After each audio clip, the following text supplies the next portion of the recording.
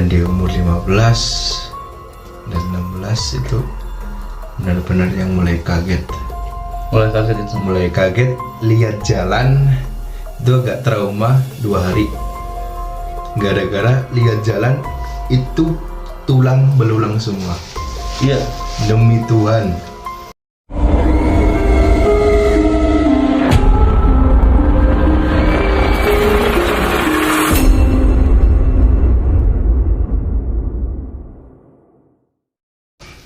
Ketika Mas udah beranjak dewasa nih, Ya.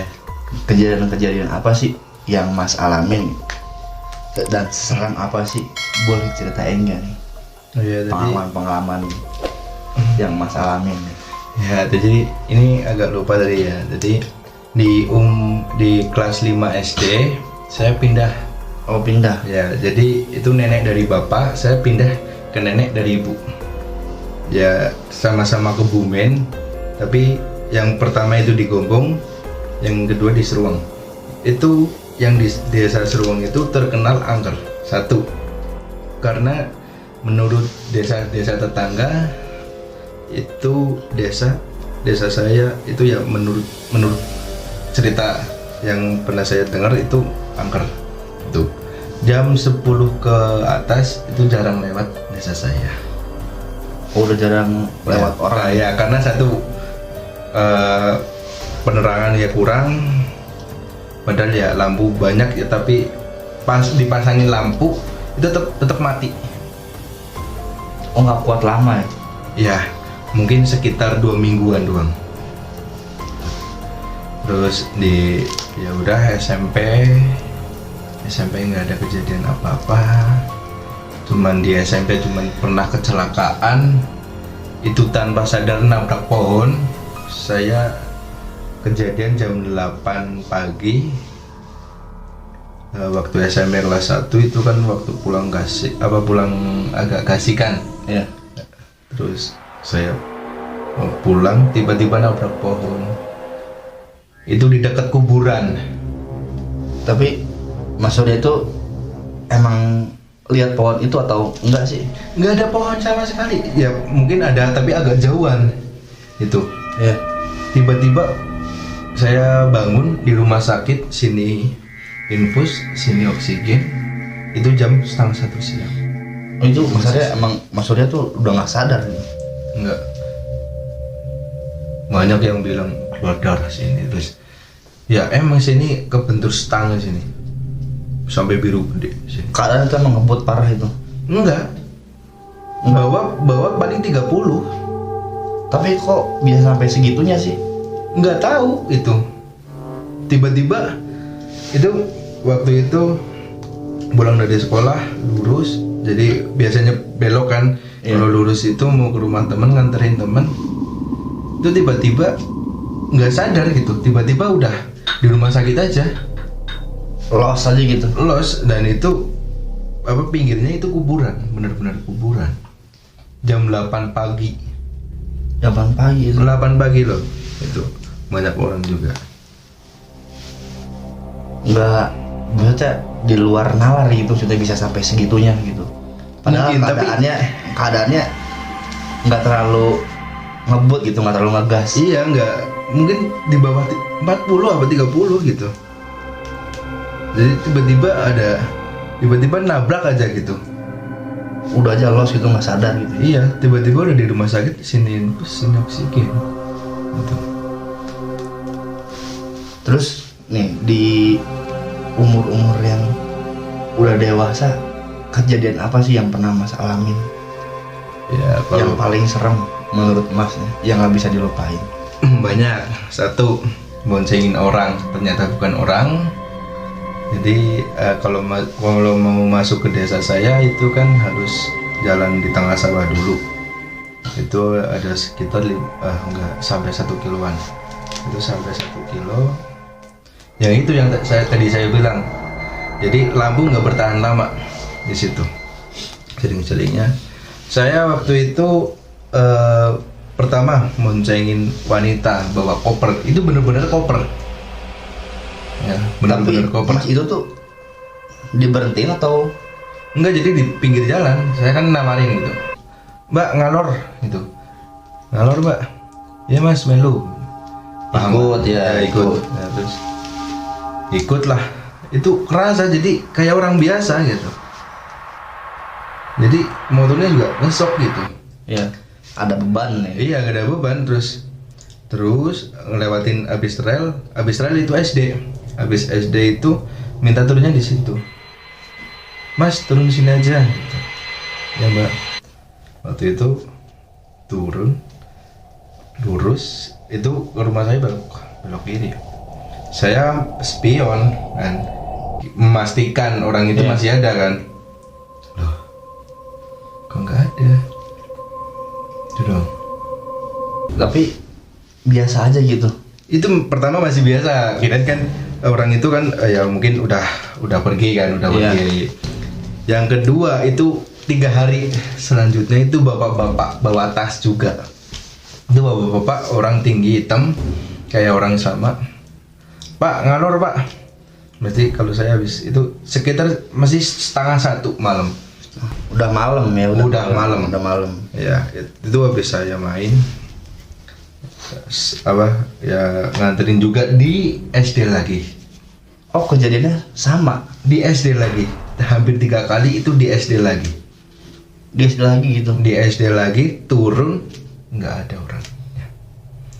Jadi bapak-bapaknya turun, saya langsung lihat spion. Wah, krik ya udah. Ya ngebut kan, terus yang ketiga baru wanita pakai dress putih, Mbak Pon nih gitu kan. Ya.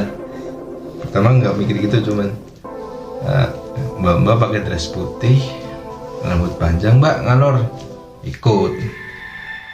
Saya berhenti, Mbak, ada beban juga. Tapi emang setiap ada orang yang nunggu di situ, Mas tuh selalu ngajak gitu, Mbak ngalor gitu. Iya, karena di situ di sebelahnya itu ada kayak rumah makan, kayak misal kayak tempat karaoke. Gitu. Jadi tempat kos-kosannya itu di desa saya. Oh. Jadi kirain kan sang situ kan. Mbak ngalor di SD lagi. Di SD lagi. SD lagi. Ini udah nggak beres kan? Udah nggak beres. Besok-besok kalau ada lagi udah nggak usah. Ya. Takutnya kan. Masalahnya itu pernah kejadian yang ketiga kali yang mbak-mbak ini ada sorot lampu kereta. Tiba-tiba itu. Tiba-tiba hampir ketabrak kereta saya. Demi Tuhan. Tapi emang keretanya nyata atau gimana sih? Kereta nyata. Kereta nyata. Ekonomi. Oh, yang kereta Ya, kereta kampung ya? Iya, kereta kampung kayak gitu, bukan kayak misal di Jakarta KRL gitu. Iya. Paham. Kalau misal jam 12:30 kan pasti ada kan? Iya. Jam Pasti 1 kereta jam malam 1 lah. gitu. Iya. Arah buat angkut yang mudik ya. Iya, kalau enggak kereta barang kan itu. Ya. Kejadian ketika itu ya mungkin hampir ngerenggut nyawa. Iya. Udah besok misal ada minta lagi, udah nggak usah. Dan 2 minggu berikutnya saya masih ingat lagi ada minta tolong lagi, Mas. Tapi dia minta tolong itu. Minta tolong nggak? Biasanya kan yang ketiga itu saya yang nawarin. Iya. Gitu. Mas minta tolong anterin ke. Tapi dia pakai bahasa Jawa gitu. Iya, pakai bahasa Jawa tetap. Mas tolong cucu kayak ngalor gitu. Iya mbak gitu, tetap masih ya inilah gitu. Iya. Siapa yang enggak gitu kan? Seksi lah.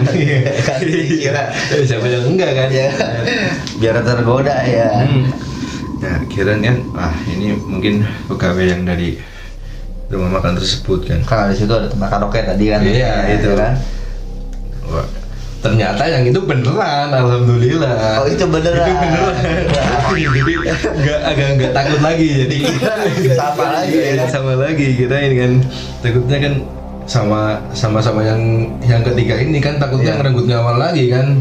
Takutnya ya. Iya, 2 minggu itu saya di sana kan mainnya malam gitu karena siang dan sore kan tetap sekolah kan waktu masih umur segitu. Jadi anak malam ya. Iya, itu. Anak malam ya.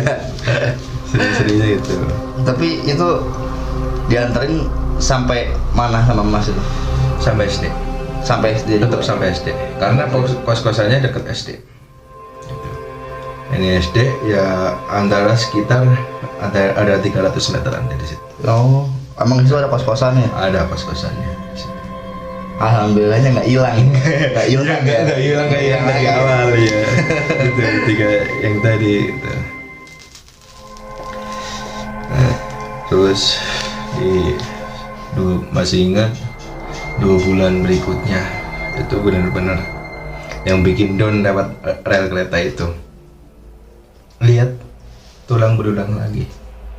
Oh, diliatin lagi pas di umur segitu. Iya. Hal yang sama pas di umur Mas beranjak 16 tahun. Iya. Karena di rel kereta itu sering buat bunuh diri. Memang sering buat bunuh diri. Tahun berapa itu hampir 8 orang. 8 orang berturut-turut. Iya, misal kayak berapa bulan sekali gitu. Itu ada orang bunuh diri di situ. Karena ya itu, kenapa? Tuh misal ada bus ya. Bus minta, kan biasanya tukang ojek banyak kan. Iya. Tukang ojek, becak juga kan masih ada di sana. Iya. Itu minta ke desa Klebu Sanggar. Itu lewatnya muter. Oh, Jadi muter nggak lewat yang jalan itu. Iya. Jalan yang biasa saya lewat itu. Yang jalan tinggal lurus doang gitu. Padahal aslinya. tinggal lurus doang. Iya, aslinya tinggal lurus doang gitu. Jadi dia lebih baik muter karena ya mungkin dia tahu yang lebih aman ya. Iya gitu. Itu sekitar berapa lama Mas itu ada kayak gitu tuh? Jalannya muter gitu. Emang sering? Emang sering gitu. Sampai sekarang masih kayak gitu. Mungkin kalau sekarang sih kurang tahu juga gitu. Tapi ya yang om saya pun lebih baik muter malah. Oh, lebih baik muter. Ya kalau misal saya pulang ke Jawa gitu Iya. ya. Saya lebih baik muter biasanya. Kalau saya kan wah udah lewat sini aja kan tinggal lurus doang. Iya, lebih cepat. Lurus belok cuman udah sampai itu masalahnya gitu. Kenapa harus muter kan? Maksudnya yang biasanya 10 menit jadi 15 menit kan gitu. Iya, betul. Jalannya juga sama gitu. Terus ada kejadian yang lebih menakutkan nggak sih menurut Mas? Aslinya sih banyak di jalan itu juga. Ya, ini jadi rel kereta nih. Di SD belok kanan, itu belok kiri. Itu di situ pertigaan. Di situ banyak orang yang mendengar ada yang bawa keranda jam 2 malam ada mayatnya. Dan Tapi suaranya doang. suaranya doang. La ilaha illallah, rombongan. Merinding kayaknya. Jadi juga emang ada sendiri gitu. Tapi Mas pernah ngalamin hal yang kayak gitu apa? Ngedenger gitu? Ya itu. Waktu saya mau main, saya main itu jam 8:30. Masih sore ya? Masih sore. Tapi di desa saya udah sepi. Ya, kalau daerah-daerah sana emang jam segitu Udah sepi. udah sepi. Itu saya sendiri, tiba-tiba motor saya mati di pertigaan itu. Ya, itu ada la ilaha illallah. Nggak ada yang meninggal di situ. Kedengeran tuh, Kedengeran kencang. demi Allah. Iya.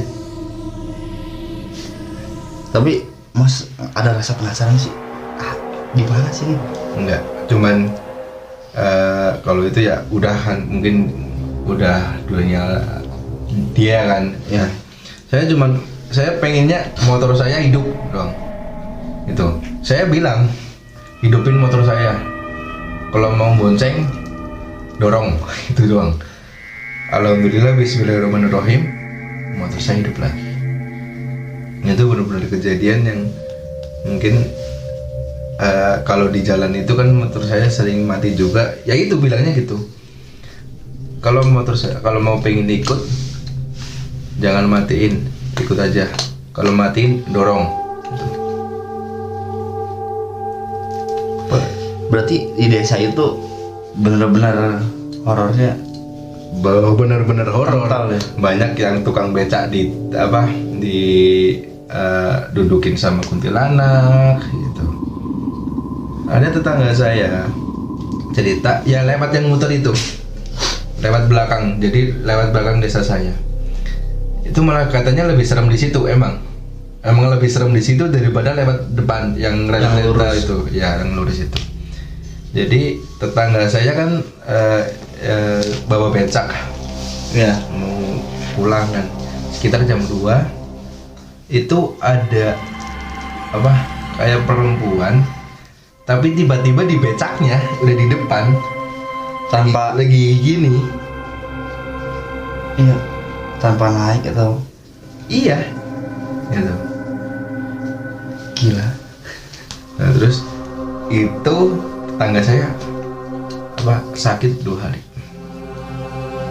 Tapi itu Langga Mas tuh nggak lari sama sekali. Enggak, tetap kayak ngayu biasa, tapi tetap berat. Jadi walaupun ada yang naik, tetap biasa karena dia udah kebiasaan Sama hal-hal yang seperti itu ya. Iya, tetangga saya, karena udah sering diganggu juga di situ. Saya juga pernah masalahnya yang lewat belakang situ, itu yang kuntilanak itu, motor saya dimatiin lagi, ditunjukin di antara 15 meter dari saya. Tapi Mas Ini lihat motor, ini sosoknya sosoknya bener-bener gitu doang. Saya cuman bilangnya gitu, kalau mau pengen naik nggak usah matiin motor saya gitu. Kalau mau matiin motor saya, dorong gitu. Nyala gitu doang Ya. nyala, Tapi dia hilang gitu. hilang, tapi motornya berat gitu doang. Oh. Motornya berat. Tapi Mas lihat sosok mukanya nggak sih? Kalau di perjelas itu mukanya ya satu, ada yang hancur Iya. itu. Kalau waktu yang saya temuin itu cuman sini agak bolong sininya. Sini agak bolong. Rambutnya cuma segini. Tapi si rambut nutupin muka atau Enggak. Kayak belah poni. Iya, kayak gini. Jadi kayak gini loh. Jadi rambutnya di sini. Enggak kan kebanyakan kan tuh kuntilanak nutupin nih gini. Iya. Jadi tutupin sini semua kayak gini. Pasti itu nunduk kuntilanak sering-seringnya. Enggak jarang kayak gini. Sering-seringnya gitu. Tapi Mas pernah nggak sih nih ngalamin hal-hal yang janggal juga, cuman Mas tuh benar-benar berinteraksi kayak gitu, atau kayak ngobrol gitu, nanya atau kayak gimana kayak gitu? Iya itu yang kalau misal berinteraksi kan saya punya teman-teman yang punya kelebihan semua itu. Iya. Yang punya kelebihan semua. Kalau misal kita gabut gitu ya, kita mainan jin, kita mediasi. Maksudnya apa? Kita biasanya kan untuk para kesepuan gitu. Iya. Untuk ada masukan atau pesan gitu. Tapi jarang diekspos. Itu cuman kita buat kita doang. Jadi buat masukannya buat kita lebih baik ke depannya gitu. Enggak di stuck di sini doang gitu. Itu seperti apa sih, boleh ceritain nggak sih mediasinya atau interaksinya seperti apa gitu? Ya kayak misal kayak misal pemanggilan, tetap pemanggilan, terus dimasukkan ke seseorang itu. Nanti kan ada nanti orang masuk itu kayak misal macan apa nanti gitu. Apa ada di ruang tertentu atau Enggak, di luar kayak gitu? enggak. Cuman kalau misal kita gabut, kita kemana, ya kita ayo. Oh, di tempat itu kayak gitu. Iya. Pernah juga kegabutan itu di rumah sakit. Ini bener anjing, penting. Di rumah sakit RSUD Kebumen. Itu di rumah sakit. Itu RSUD Kebumen. Jadi dulu pernah cerita itu di tahun berapa ya? Pernah ada ibu-ibu melahirkan di situ, tapi rumah sakitnya tutup. Udah tutup lama. Jadi misal Mas ya lahiran itu ibunya istrinya lahiran ke rumah sakit itu, rumah sakitnya itu udah tutup, tapi mau waktu lahiran itu buka, Tapi itu udah tutup lama. Tapi kayak rumah sakit biasa, rame. Itu sejarahnya dari awal rumah sakit RSUD Kebumen itu. Jadi benar-benar ada orang melahirkan dibantu dokternya. Itu dokter karib. Iya. Jadi ibunya ya lahirin biasa. Itu kejadian waktu itu jam-jam berapa ya? Sejarahnya sih jam-jam 1-an. Malam. Menurut cerita seseorang. Kalau misal lebih jelas nanti dicari aja gitu. Rumah sakit RSUD Kebumen gitu. Jadi banyak cerita-cerita dan saya waktu itu gabut 3 orang.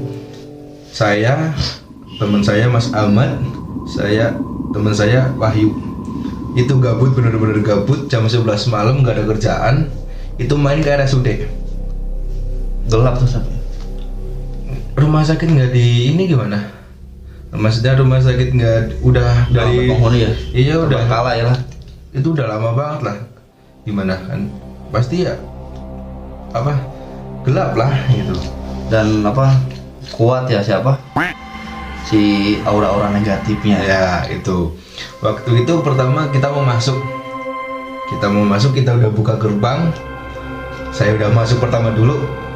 Saya balik kanan. Gak berani kan. Waktu itu hujan dan deras. Saya di sampingnya itu ada ruangan. Ya bukan ruangan, kayak tempat kan. Iya. Kirain apa? Ternyata ruang rehabilitasi. Ternyata itu orang-orang gila semua di situ. Yeah. Jadi itu ngobrol sampai setengah jam. Itu ternyata ngobrol sama orang gila saya. Itu cuman nunggu hujan gitu. Nunggu hujan terus nggak berani, kita panggil teman lagi. Datang 3 lagi. Itu pas kejadian Jumat Kliwon. Pas waktunya Jumat Kliwon. Saya masih ingat. Ya Mas Fajar, Mas Wildan, Mas Adit. Itu datang 3 lagi masuk. Itu berani itu. Masuk terus sampai ke lorong. Sampailah di ruang operasi. Kita ditabrak oleh kayak burung. Itu benar-benar burung nyata. Tapi itu ditabrak gitu. Orang 6 itu ditabrak burung. Gitu. Burungnya cuma emang satu. Kita langsung lari ke depan lagi. Oh, balik lagi Karena takut itu sebelum kita keluar gerbang. Saya bentar. Anda mau ngatis Pak ya? Masalahnya RSUD itu kanan kirinya kalau kirinya itu ruang rehabilitasi itu, masa iya ruang rehabilitasi jam-jam segitu mandi? Ya mungkin kan. Di kanannya itu lahan kosong. Bentar, ada suara orang mandi Pak ya? Tuh, orang mandi didengerin itu dari UGD. Oh, dari UGD. Kita masuklah ya. Kita masuk, buka pintu, tiba-tiba pintu nutup sendiri, dar gitu. Oh, kayak ada yang dorong. Iya. Tiba-tiba angin gede, 1 orang kemasukan. Gitu. Sampai udahlah, semua pulang kan. Semua pulang. Yang Mas Wildan itu disamperin kuntilanak putih di rumahnya, yang rumah sakit RSUD itu. Tapi pas saat di rumah sakit itu ya, pas ada yang kemasukan gimana sih Mas? Itu langsung dibawa keluar karena kan takutnya takutnya nggak yang diinginkan kan. Iya. Oh jadi itu langsung dibawa keluar. Langsung dibawa keluar, langsung cepat langsung kunci. Udah dibawa yang lebih aman kan.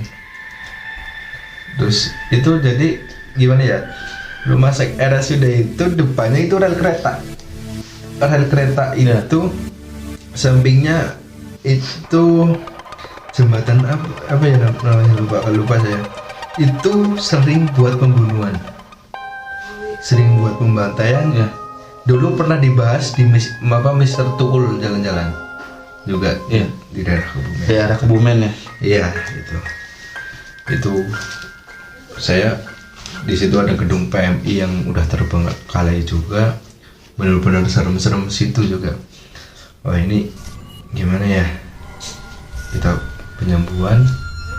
Terus ini lanjut kan hari berikutnya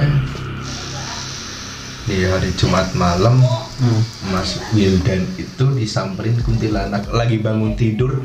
Foto itu bener-bener kuntilanak lagi kayak gini, duduk di lemarinya. Itu pas hari itu juga atau berikutnya? Iya, sampai teman-teman ada yang diikutin kuntilanak merah namanya Mbak Lasmi. Saya merinding. Kuntilanak merah RSUD Kebumen namanya Mbak Lasmi itu ikut sampai ke rumah. Itu benar-benar sampai ke rumah. Benar-benar sampai ke rumah. Tapi emang ngikutin doang atau teman-teman Mas juga emang memberanikan diri? Ada apa sih sampai ngikut kayak gitu? Nah waktu itu kan setelah banyak teror, banyak yang nggak jelas kan gitu, karena masuk ke RSUD ya, yang terbengkalai itu ya, karena Kebumen. Karena teman-teman saya kan punya ya, satu yang Mas Wildan itu punya kelebihan, Mas Fajar punya kelebihan, Mas Ahmad juga, Mas Adit juga. Yang teman saya ini nggak punya apa-apa tapi dia diikutin. Itu dia cuman yang satu ini namanya Wahyu itu tadi, itu cuman penasaran ya apa yang terjadi di RSUD itu sama saya. Itu di hari Minggunya, kita kan masuk di hari Kamis malam Jumat Kliwon. Iya itu di hari Jumat malamnya Mas Wildan didatangin kuntilanak yang putih tapi nggak tahu namanya. Yang Mas Fajar ini diikutin Mbak Lasmi itu sampai rumah. Itu kuntilanak merah itu. Kuntilanak merah. Tapi itu benar jelas kuntilanak merah. Iya, karena dia yang nyebutin sendiri. Seperti apa sih berinteraksinya gitu? Atau emang ada pertanyaan atau kayak gimana dari Masnya kayak gitu? Mau ngapain sih? Lu ikut sampai ikut kayak gini apa? Atau kayak gimana kayak gitu? Iya, tetap ada mediasinya. Itu ada seseorang buat mediasi. Biasanya juga saya sering buat mediasi. Itu terus dimasukin. Kalau Mbak Lasminya itu cuman apa ya? Itu benar-benar wujud tapi nggak masuk sama orang. Itu wujud dadah gini doang. Tatapannya cuma gini. Senyuman serem juga ya. Senyumannya gini. Mbak Lasmi, si manisnya RSUD gitu. Kalau teman-teman saya nyebutnya sekarang gitu, si manisnya Kebumen gitu. Karena ya satu, dia orang baik utamanya. Yeah. Aslinya dulunya dia baik. Karena dia di situ ya banyak negatifnya dibanding positifnya. Terus ya mungkin banyak lah. Terus di hari Minggunya malam kita kumpul rame-rame, kita pembuangan, kita kembalikan ke RSUD karena kita nggak mau kenapa-napa. Itu terus yang Mbak Lasminya itu nggak mau, pengen tetap ngikut. Terus di jam 1 malam saya masih ingat, Mbak Lasmi tetap dadah dengan tatapan yang kayak gini. Tetap gitu terus ya. itu yang teman saya yang benar-benar nggak bisa apa-apa itu bisa lihat. Benar gini wujudin ya yang nggak bisa apa, Iya. yang nggak punya basic apa-apa gitu. Iya. Itu mungkin kalau ada yang bisa flashback aja. Mungkin dikira saya bohong gitu maksudnya. Dan temen saya itu bisa pembuangan itu nggak pernah buang.